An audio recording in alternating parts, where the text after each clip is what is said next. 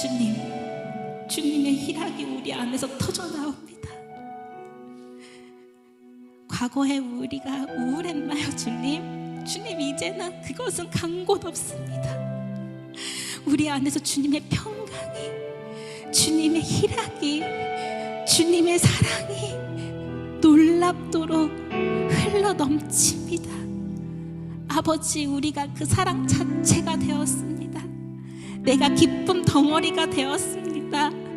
아버지, 우리가 화평을 이루는 자가 되었습니다. 주여, 과거에 내가 분노에 찌들어 있었나요? 주님, 우리는 이제 오직 기쁨과 주님의 온유와 주님의 아름다우신 그 절제와 주님의 그 아름다우신 일들의 양성과 충성과 자비와 화평이 주여 우리 안에서 우리 자체가 되어 넘실 흘러 넘치게 되었으니 이 모든 것을 이루시는 예수 그리스도를 송축합니다. 성령님, 우리 안에서 모든 것을 이루시니 이제는 이곳에서 우리가 우리의 입술로 고백할 때 하늘에서 이루어져 이곳에 있을 것이요, 주여 우리가 풀었을 때 주님의 통치가 풀어져 이 땅에 이루어지게 되었음을 예수 그리스도 이름으로 선포합니다.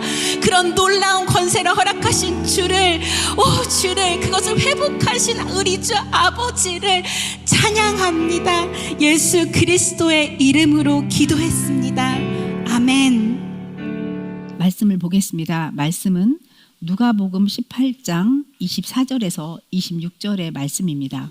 우리 모두 함께 합독하도록 하겠습니다. 예수께서 그를 보시고 이르시되 재물이 있는 자는 하나님의 나라에 들어가기가 얼마나 어려운지 낙타가 바늘귀로 들어가는 것이 부자가 하나님의 나라에 들어가는 것보다 쉬우니라 하시니 듣는 자들이 이르되 그런즉 누가 구원을 얻을 수 있겠나이까.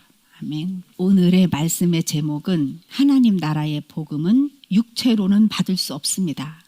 진정한 자유는 죽음을 통해서만 옵니다. 하는 말씀으로 여러분들과 함께 나누려고 합니다. 오늘 기도할 때에 우리는 영적이다 라고 선포했었습니다. 여러분, 우리는 영적이죠?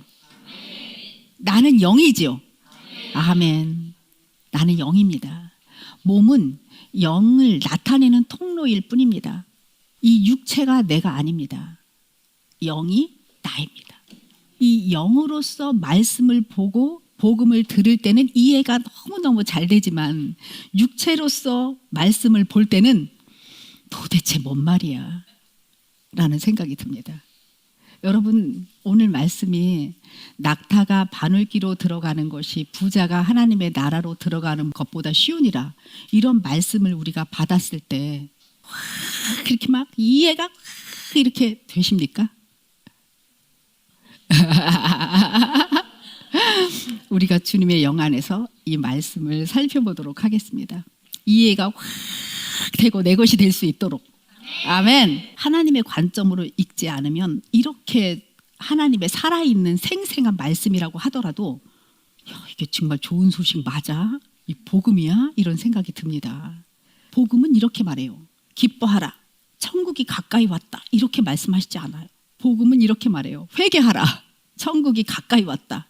이렇게 말씀하십니다. 그래서 뭔가 기뻐하라, 천국이 가까이 왔다 하면 이해가 참 너무 잘 될 것 같은데, 회개하라, 천국이 가까이 왔다 이러면 움찔합니다. 아, 내가 회개할 것이 있구나. 회개를 해야만 천국을 들어갈 수가 있는 거구나. 그냥 하나님 좋아요 이래서는 그냥 이렇게 막 어린아이처럼 이렇게 좋아해서만은 천국을 들어갈 수가 없구나. 언제나 하나님 나라 복음은 육의 생각으로는 그냥 난해하기가 그지없습니다. 한번 생각해 보세요. 예수님이 이 땅에 오신 모습을 한번 생각해 보세요. 하나님이시래요, 예수님께서. 그런데 하나님이신 분이 오신 자리는 말이 머무는 마구간이었어요. 처음 예수님이 오셔서, 하나님이신 그분이 오셔서 처음 자리를 잡고 누운 곳이 어디냐면 말이 밥을 먹는 그 여물통이었어요. 너무 안 맞아요. 하나님이 오셔서, 예수님이 그리스도시고 왕이시라는데, 우리의 구원자라는데 오신 곳이 마구간이요, 오셔서 누운 곳이 여물통이라니요. 참 하나님이시지만 가장 힘없는 아기의 모습으로 초라하게 오셨습니다. 그리고 사탄의 손에서 자기의 자녀를 구하시기 위해서 사용하신 방법이 뭐냐면 창조주 하나님의 권위와 힘을 사용하셔서 사단을 확 없애버리는 방법이 아니라 하나님과 단절되어 생명이 없는 채로 살아가고 있는 우리 하나님의 자녀를 살리시기 위해서 자기도 하나님과 단절된 길로 들어가서 스스로 죄인이 돼서 십자가에 달려서 목숨을 버렸습니다. 이게 방법이래요. 하나님의 방법이. 이게 과연 창조주 하나님의 그 엄청난 권세와 권능의 하나님 이 방법을 선택하신 것이 옳은 방법인가 하는 생각이 듭니다. 힘을 가진 권력자의 모습이 아니라 힘없는 나랑 똑같은 상태로 오셔서 그런 처지가 돼서 죽으시다니 사람의 관점으로는 도저히 이해가 되지가 않습니다. 사람으로는, 육으로는, 거짓자로는 절대로 알 수가 없습니다. 마태복음에서 나오는 예수 그리스도께서 이 땅에 오셔서 산상수훈을 전하셨을 때 사람들을 다 모아놓고 처음으로 하나님의 말씀을 전하셨을 그 메시지도 이해가 안 됩니다. 심령이 가난한 자는 복이 있다 하시고 애통이 하는 자는 복이 있다 하시고 의에 줄이고 목마른 자가 복이 있다 하시고 의를 위하여 박해를 막는 자가 복이 있다고 하십니다. 다 뭔가 좀 약하고 뭔가 성공하고 거리가 먼 것 같은 모습을 축복이라고 하십니다. 세상의 관점으로 생각하면 하나부터 10까지 축복이라고 생각하기에는 내세울 만한 모습이라는 것은 하나도 없습니다. 하나도 안 맞아요. 하나님이 복음이라고 하시고 하나님이 축복이라고 하는 거는 먼저 깜깜한 것 같고 먼저 좀 어두운 것 같고 이렇습니다. 그런데요, 이걸 하나님의 관점으로 해석하기 시작하고 여러분들이 주님의 영 안으로 들어가서 하나님의 눈이 되고 하나님의 마음이 되어서 이것을 하나님의 관점으로 해석하기 시작하면 달라지기 시작하죠.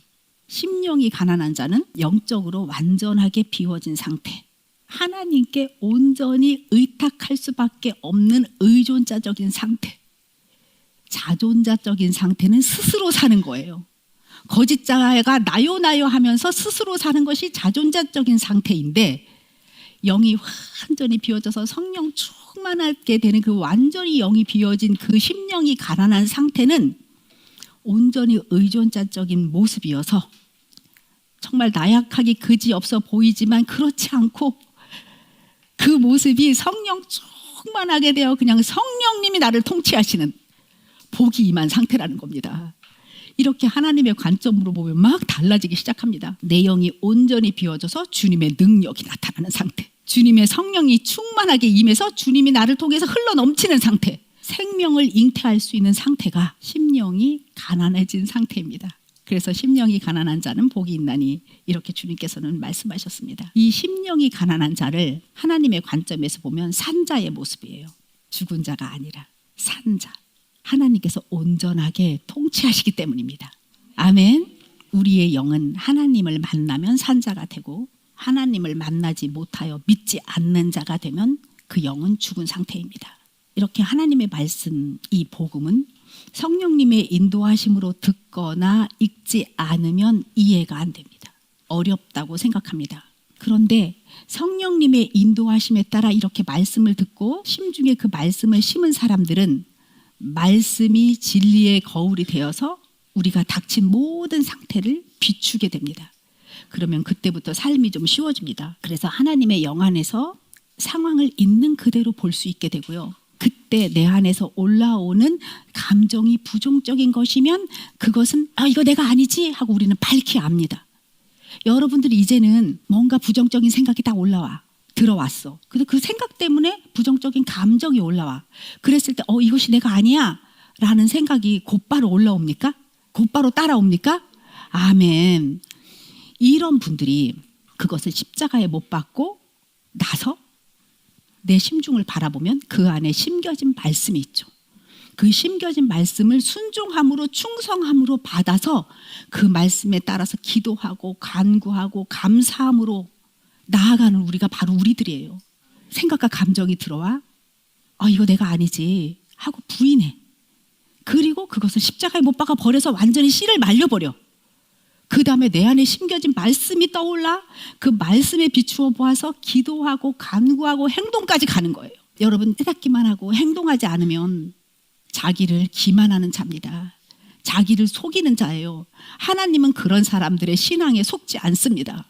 그래서 우리는 떠오르는 감정들을 보면서 이런 생각을 하게 돼요. 그래, 내가 사탄의 속성을 따라서 하나님과 단절되었던 때가 있었지. 그래서 그것들이 내 심중에 씹혔어서 내가가 되었어. 나는 언제든지 생각과 감정이 들어왔을 때 그걸 잡았었지. 그때는 내가 하나님과 단절되었었어. 하나님과 단절된 상태는 두려운 상태예요. 믿지 않는 자예요. 죽은 자예요. 하나님과 단절됐던 그때를 떠올리면 우리는 어떻게 해야 돼요? 주님, 제가 하나님과 단절된 때가 있었습니다. 회개합니다. 돌이키면 받아주시고 돌이키면 안아주시는 게 주님이십니다. 우리를 회개하게 되죠. 당연히 회개합니다. 내가 하나님과 단절되었던 것을 거기 자리에서 돌이키는 게 회개예요. 나 이거 잘못했고요, 저거 잘못했고요, 저거 잘못했어요. 이게 회개가 아니고 내가 어떤 상황 때문에 떠오른 생각과 감정을 잡은 거, 특별히 감정을 잡은 거, 사랑과 희락과 온유와 절제와 오래 참음과 자비와 양성과 이런 거 말고 사랑과 의와 화평이 아닌 그 모든 감정은 누가 심어놓은 거예요? 사탄이 심어놓은 거예요. 그 감정을 잡았을 때 그때는 나는 하나님과 단절된 때예요. 그거에서 돌이키는 거예요. 하나님, 내가 이런 감정을 잡았었습니다. 제가 거짓말 몰랐습니다. 주님, 그래, 얼마든지 발견하여라.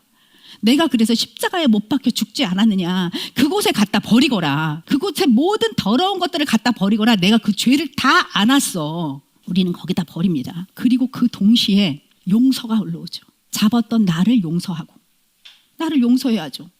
내가 그 더러운 것들을 잡았고 내 심중을 더럽혔어, 내가.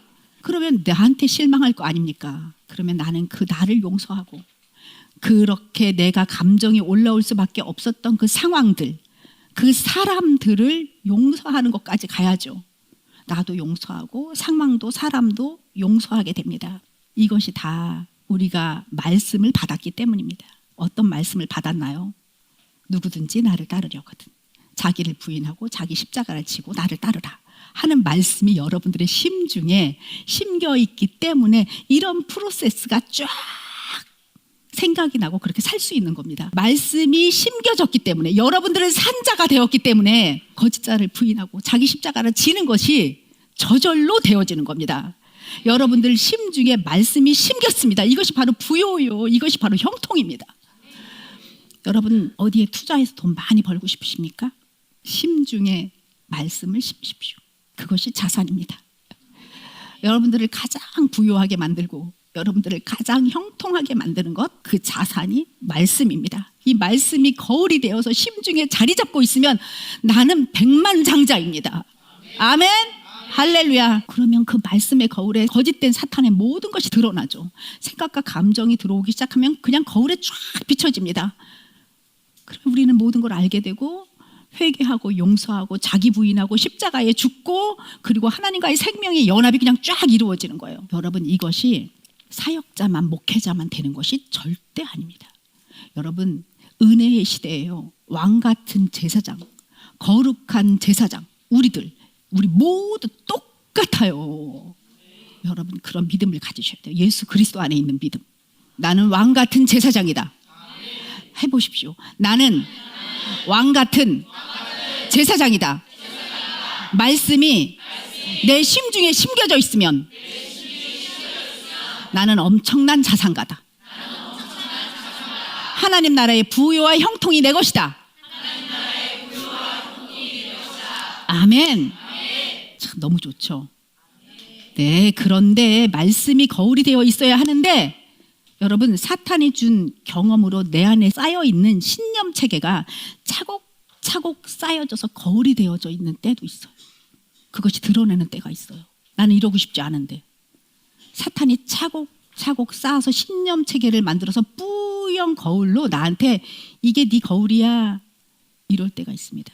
받으시겠습니까? 안 받습니다. 가짜야. 어떤 상황에 따라서 감정이 올라왔어. 사탄은 이렇게 말하죠. 화내도 돼. 아주 정당해. 그러면서 뿌연 희끄무리한 거울을 쓱 내밉니다. 독려해 주죠. 격려해 줍니다. 화내. 슬퍼해도 돼. 미워해도 돼. 괜찮아. 너무 합당해. 그럴만해. 이 뿌연 거울을 여러분들이 받고 그대로 그 거울에 비춰봐서 그래도 되겠구나 싶어서 그 신념 체계에 따라서 여러분들은 거기에 따라 행하시겠습니까?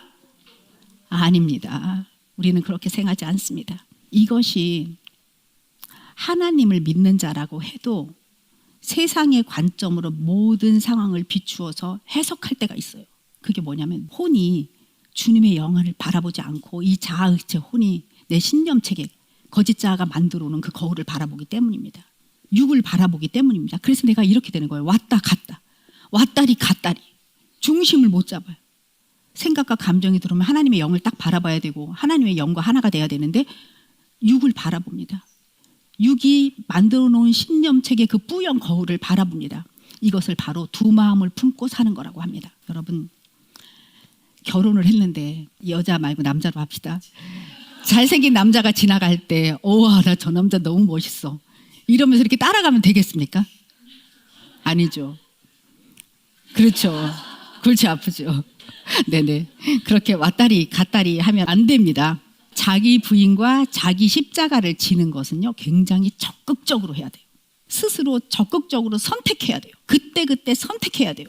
여러분들이 선택하지 않으면 이 두 마음을 품고 사는 내 마음은 갈대야를 벗어날 수가 없습니다. 얼굴은 자기를 부인하고 자기 십자가를 지는 걸 잘하고 사는 것 같아도 나는 늘 갈대입니다. 이제 그런 사람들은 별명을 갈대라고 지어줍시다. 혼에 있는 자유의지로 하나님의 영을 따를 것이냐 사탄의 종노릇을 그냥 하고 살 것이냐 이거는 자기가 결단하는 겁니다. 매우 결단이 필요하겠죠. 지난주 살면서 갈대처럼 사셨죠.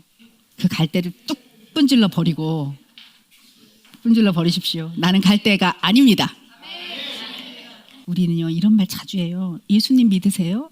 이런 말 잘 물어요. 사람들에게. 이제 혹시 이렇게 크리스찬인가 이렇게 묻고 싶으면 예수님 믿으세요? 이렇게 물어요. 그러면서 믿으세요? 라고 묻는 나도 그 믿음이라는 것이 예수님을 믿는 충성을 갖고 있으세요? 이렇게 물어보는 건가? 저 사람이 예수님을 믿는지 그냥 나는 믿는 건가?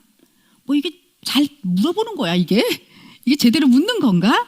이런 생각을 해요. 예수님을 믿으세요? 뭔데? 뭘 믿는다는 거지? 근데 베드로전서 1장 9절에서 믿음의 결국은 곧 영혼의 구원을 받음이라 이렇게 말씀하고 계세요. 이게 믿음의 결국은 곧 혼의 구원을 받음이라 이렇게 말씀하셨고요. 빌립보서 2장 12절에는 두렵고 떨림으로 너의 믿음을 이루라 이렇게 또 말씀하세요. 그래서 믿음이란 무엇일까라는 대답에 우리는 이렇게 답할 수 있어요. 믿음의 결국은 곧 푸시케 혼의 구원을 이룸이고 두렵고 떨림으로 너의 구원을 이루는 거다. 결국 이 혼이 구원을 받는 것이 매우 중요한 거고 이 혼이 두렵고 떨리는 마음으로 깨어 있어서 언제나 하나님 영안에 거하면서 행하는 것까지 가는 것이 매우 중요하다라는 깊은 묵상을 하게 됩니다. 믿음의 결국은 혼의 구원을 이룸인데 두렵고 떨리는 마음으로 혼의 구원을 이루어 가라예요. 현재 진행형이에요. 그러니까 우리는 언제나 새로운 생각이 들어올 때마다 내 심중에 쌓여있는 말씀의 거울로 비추어 보아서 선택해야 되는 거죠. 언제나 우리는 주님의 영안으로 들어가서 하나님을 선택해야 합니다. 이 모든 살아가는 시간이 구원을 이루어가는 시간이에요. 그래서 여기 지금 이 순간 나는 주님을 선택해야 되고 여기 지금 이 순간 난 주님을 선택해야 되고 계속 주님을 선택해야 되는 구원을 이루어가는 시간이 그 기회가 우리들에게 주어졌어요. 우리가 어려서부터 여태까지 신앙생활을 하면서 이렇게 매 시간을 구원을 이루어가는 시간이야. 나는 영의 생각을 따라할 거야. 거짓된 생각과 감정이 주는 사랑과 의와 화평이 아닌 건 내가 십자가에 못 박아 버릴 거야 라는 생각을 꾸준히 하면서 저는 살지 못했습니다. 그러나 이제는 그것을 우리가 알게 되었습니다. 그래서 무엇이 나와 싸워야 하는 건지 이 사람이 나의 적이에요? 내 안에 있는 감정이 나의 적이에요? 너무 똑똑해져가지고 그래서 이렇게 깨닫는 자가 되었으므로 우리는 이제 행하는 자까지 가야 되는 거예요. 행하지 않으면 자기를 어떻게 하는 거라고요? 자기를 기만하는 자예요. 아멘. 그래서 이제 우리는 이렇게 생각하는 거죠. 예수님을 믿으시나요? 라는 믿음, 그런 질문으로 다시 돌이켜 보는 거예요. 그 질문으로 가보는 거예요. 믿음이라는 것이 거짓자의 감정의 확신으로 나 믿어 하는 걸 거짓자의 감정으로 확신을 갖는 것이다. 이거는 아니죠. 내 감정이 나 예수님을 믿는 것 같아. 내가 거짓자가 예수님을 그냥 믿는 거야 하는 그 감정적인 뭔가, 이 감정을 가지고 예수님을 믿어, 이게 아니고요. 믿음의 주요 또 온전하게 하시는 이인 예수님을 바라보자. 히브리서 12장 2절의 말씀이에요. 믿음의 대상은 분명히 예수 그리스도세요.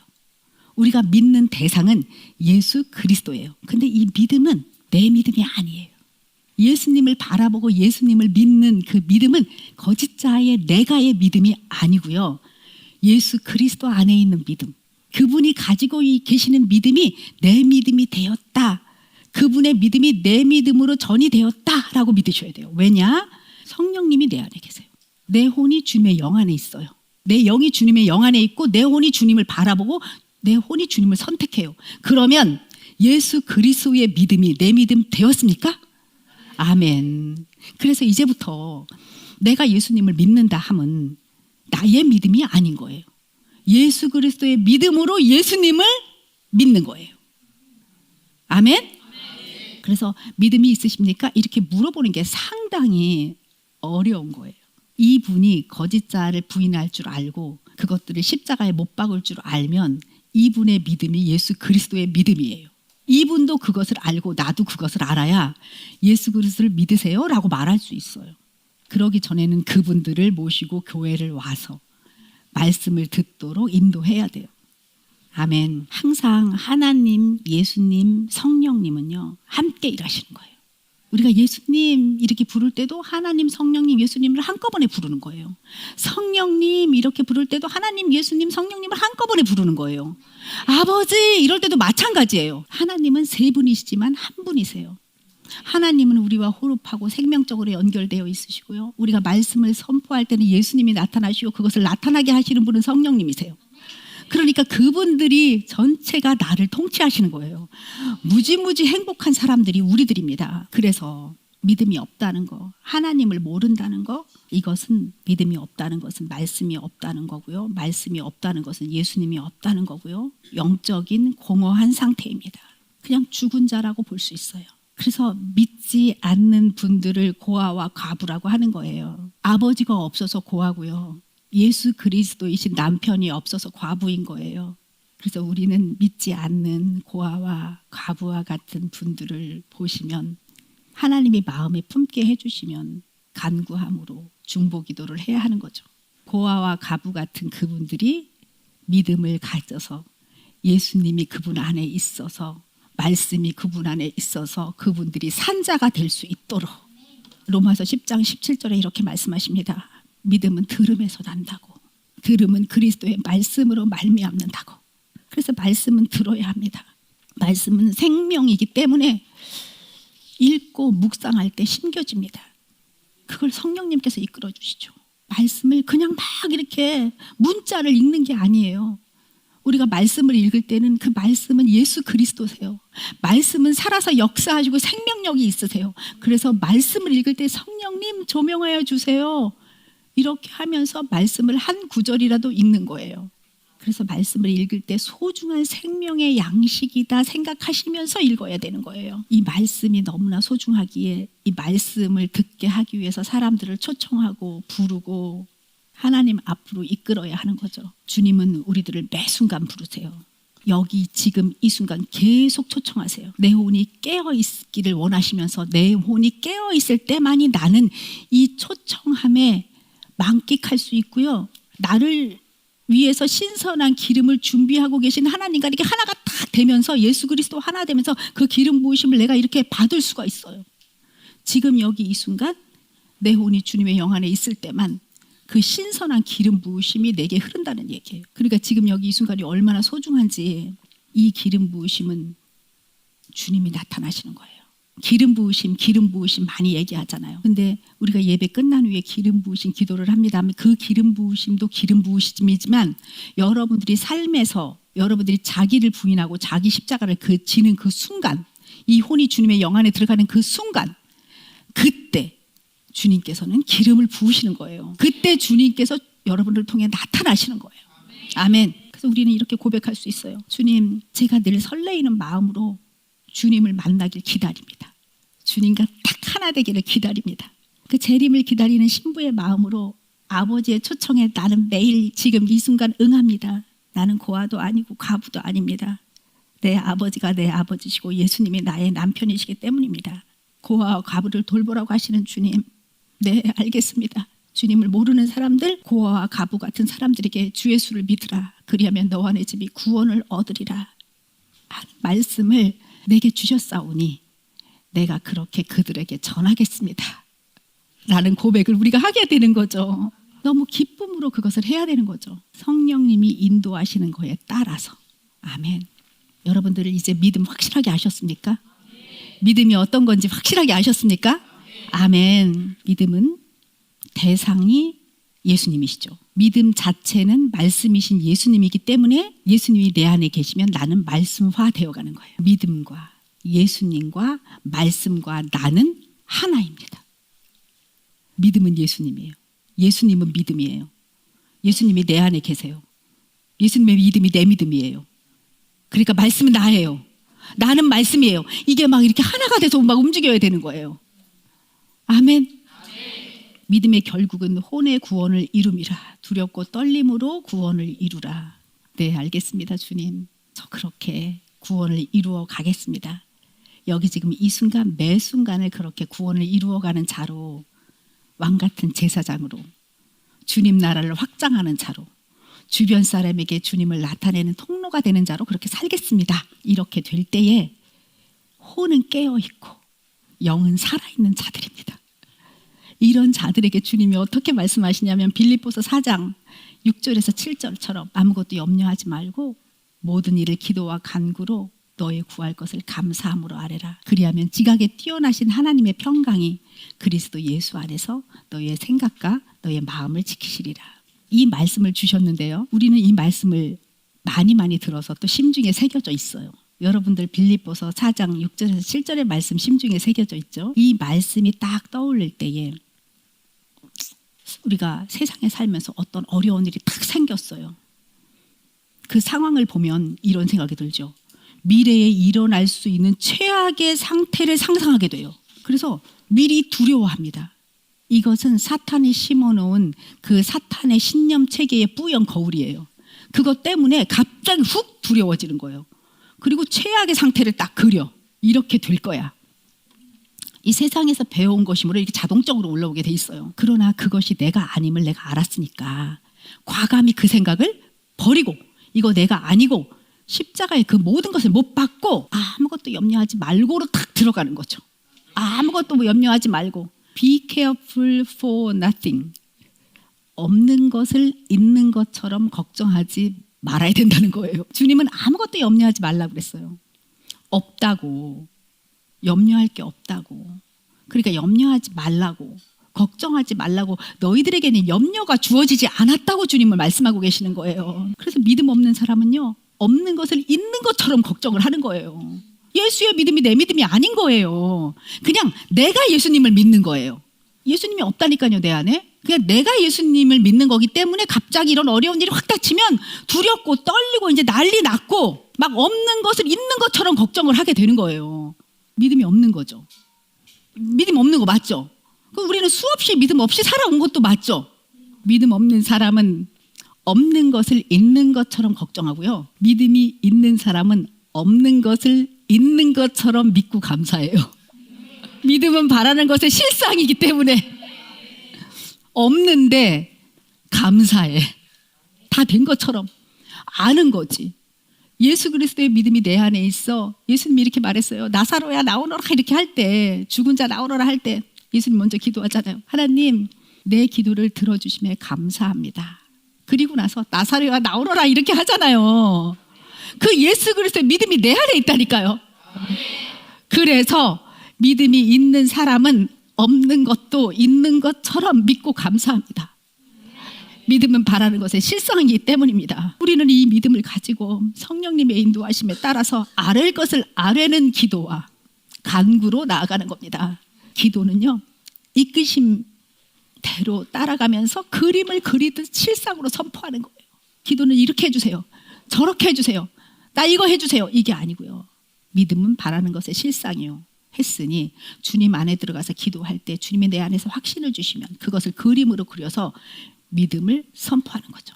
그리고 간구는 지난주에 메시지에 선포한 것처럼 하나님의 의를 선포할 줄 아는 용사의 기도입니다. 하나님의 일꾼으로 주님의 동역자가 되어서 아뢰는 기도가 간구예요. 하나님의 뜻을 그대로 선포하는 용사들, 끝까지 간구하는 용사들, 아멘.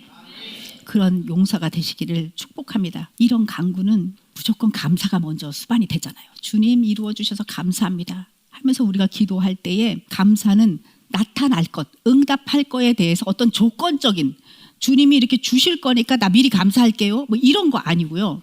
예수 그리스도와 연결된 생명, 호흡으로 연결돼서 저절로 흘러나오는 그 감사함, 너무 그 당연한 거, 주님이 주실 거니까 감사합니다 이게 아니고요. 그럼 너무 때를 쓰는 거잖아요. 그게 아니고 주님과 내가 생명적으로 연결되어서 그 그냥 감사함이 저절로 나오는 거. 그리고 난 실상으로 심었어. 그러면 이루시는 분은 누구세요? 심는 것까지만 내가 하는 거예요. 이루시고 이루시지 않는 거는 주님이 하시는 거예요. 그게 이루어져서 좋을지 안 이루어서 좋을지는 주님이 하시는 거잖아요. 우리가 할 일은 주님이 성령님이 인도하시는 대로 기도와 간구로 실상 선포하는 거, 거기까지는 하라고 그랬잖아요. 믿음은 바라는 것의 실상이요 보이지 않는 것의 증거니 기도는 그림으로 그리면서 실상 선포하는 거 맞죠? 거기까지 우리가 하는 겁니다. 그리고 우리는 하나님께서 이루실 것을 바라보면서 어떻게 하실지, 그것을 어떻게 이루실지, 주님의 섭리와 경륜 가운데 어떻게 하실지를 바라보면서 우리는 기다리는 거죠. 여러분 이 정도 믿음 있으십니까? 아멘? 아멘. 할렐루야. 우리는 기도와 간구로 그리는 것까지 합니다. 이루시는 분은 주님이십니다. 이렇게 딱 생각하니까 여유 있지 않으세요? 마음이 딱 이렇게 편안한 게, 나는 내가 이루어질 때까지 기도하는 줄 알았어. 그게 아니라 실상으로 그려놓고 거기까지 가고 그 다음에 이루시는 분은 주님이십니다. 참 이렇게 하나님의 말씀을 전하다 보니까 참 우리가 알던 신념체계나 세상의 지식이나 상식과는 완전 다르죠. 하나님의 말씀은 하나님의 관점으로 이렇게 이야기할 때 완전히 다르죠. 막 다르게 해석이 되잖아요. 몇 주 전에 선포되었던 좁은 문도 마찬가지예요. 왜 하나님은 좁은 문이라고 하셨을까? 좀 넓은 문이라고 하지. 그럼 우리도 마음이 좀 편할 텐데.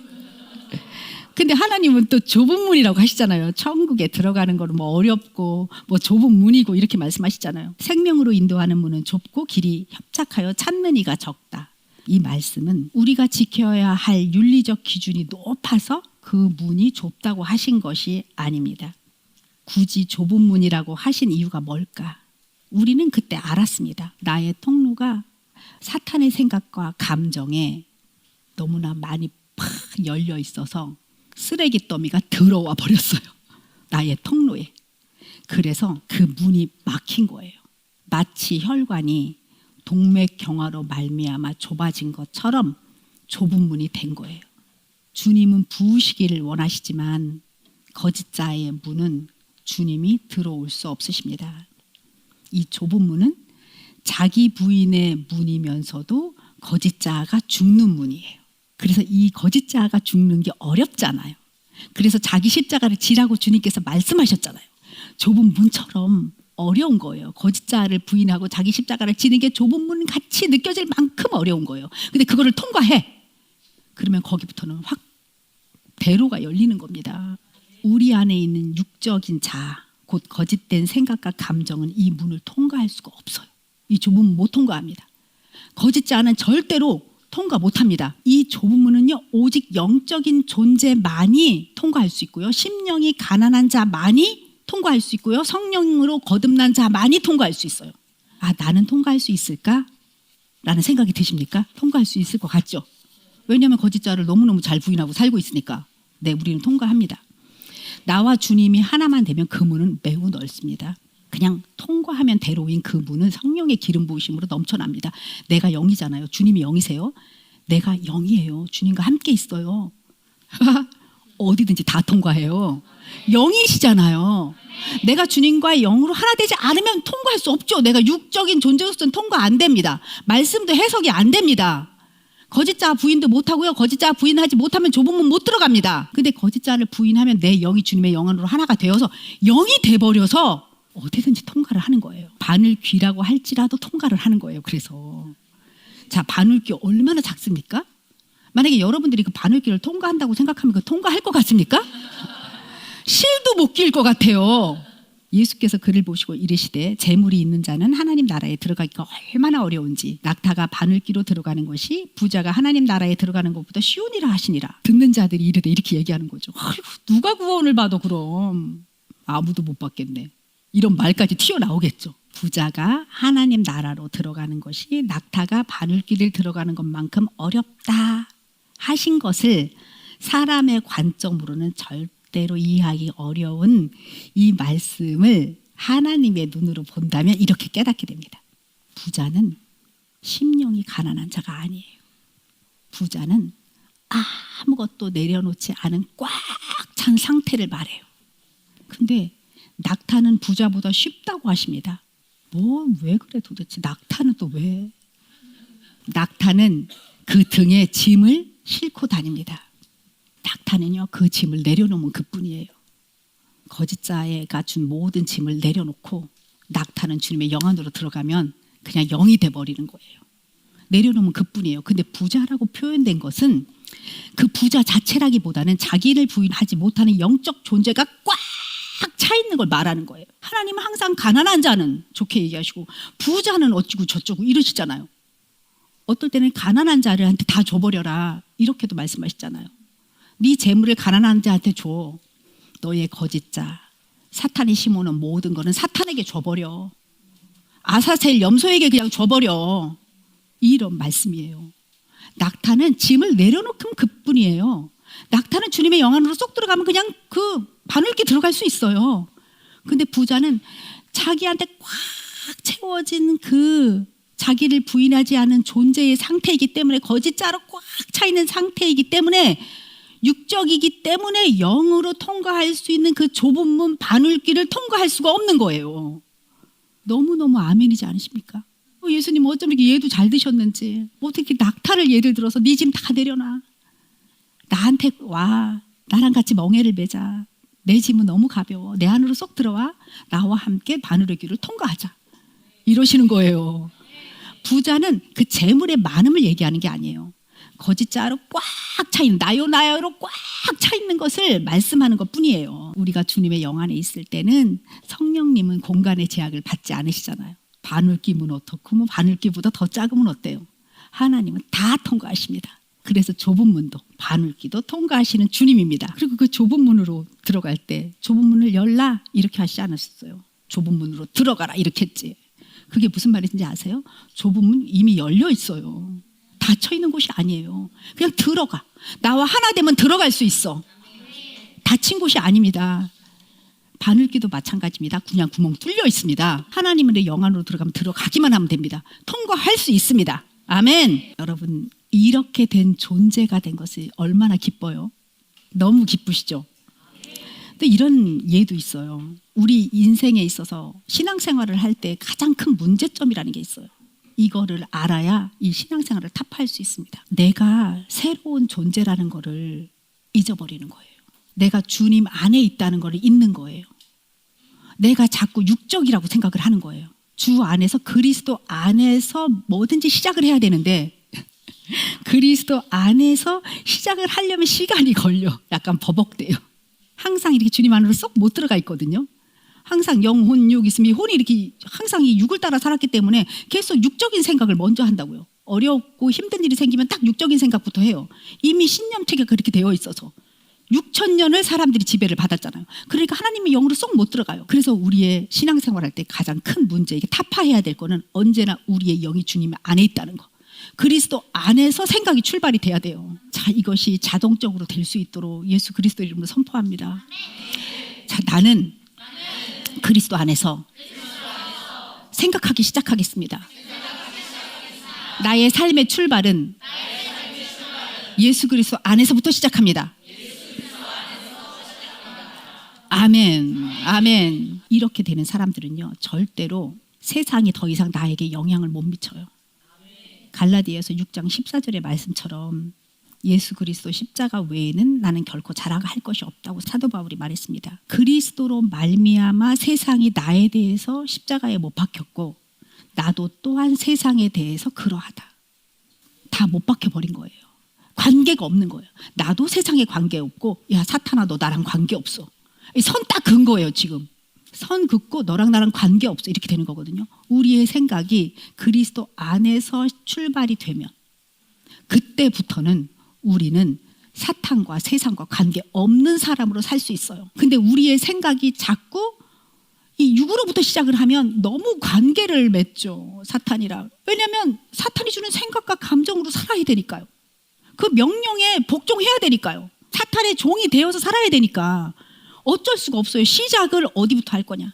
하나님의 자녀로 그리스도 안에서 생각을 시작할 거냐, 사탄의 노예로 시작할 거냐에 따라서 너무 처음부터 달라요. 시작이 다르니까 결과도 마찬가지죠. 시작을 어디서부터 하느냐 너무 중요합니다. 여러분, 우리가요 말씀을 읽을 때에 하나님의 관점으로 시작해라 하는 건요, 예수 그리스도 안에서 생각을 시작하라는 얘기예요.